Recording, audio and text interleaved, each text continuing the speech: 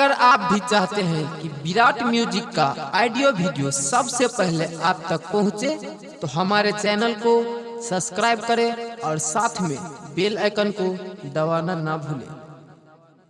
प्रेम से बोला छठी मैया की।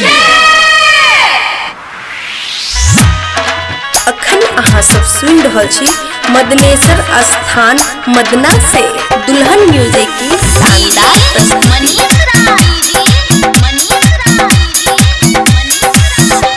हे छठी मैया एगो बेटा के बिना लोगवा बछनिया कहै छ।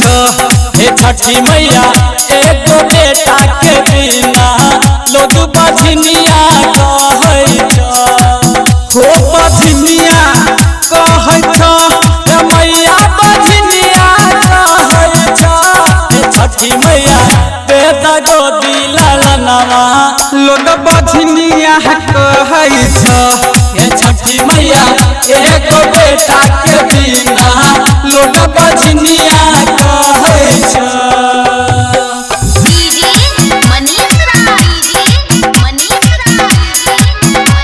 हे छठी मैया एगो बेटा के बिना लोग बछनिया कहै छ। कि सब दिन ननद मारैया ताना, सास खाए न दैया खाना। हे छठी मैया खाए न दैया खाना। तो सब दिन ननद मारैया ताना, सास खाए न दैया खाना। हे छठी मैया खाए न दैया खाना। कि सैया महादया रोज दीना लोग बछनिया कहै छ। हे छठी मैया एगो बेटा के बिना लोग बछनिया कहै छ।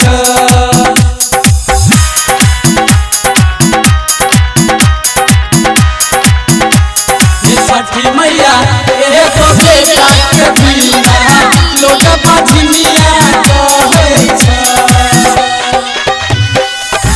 हे छठी मैया साँझ भोर अर्घ देब, तोरा जोरे नारियल चढ़ेब। हे छठी मैया जोरे नारियल चढ़ेब। हे छठी मैया साँझ भोर अर्घ देब, जोरे जोरे नारियल चढ़ेब। हे छठी मैया जोरे नारियल चढ़ेब। तो हम जियब नहीं बेटा के बिना लोग बछनिया कहै छ। हे छठी मैया एगो बेटा के बिना लोग बछनिया कहै छ।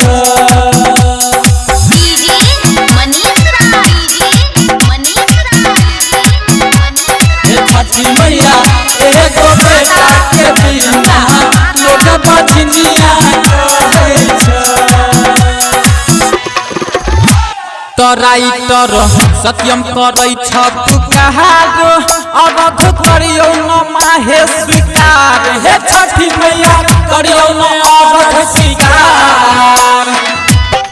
तो राइटर सत्यम करै छ पुकार, अर्घ करियौ न माहे स्वीकार। हे छठी मैया करियौ न अर्घ स्वीकार। तो राजेश गुड्डू गाबै छ भजनिया लोग बछनिया कहै छ। हे छठी मैया एगो बेटा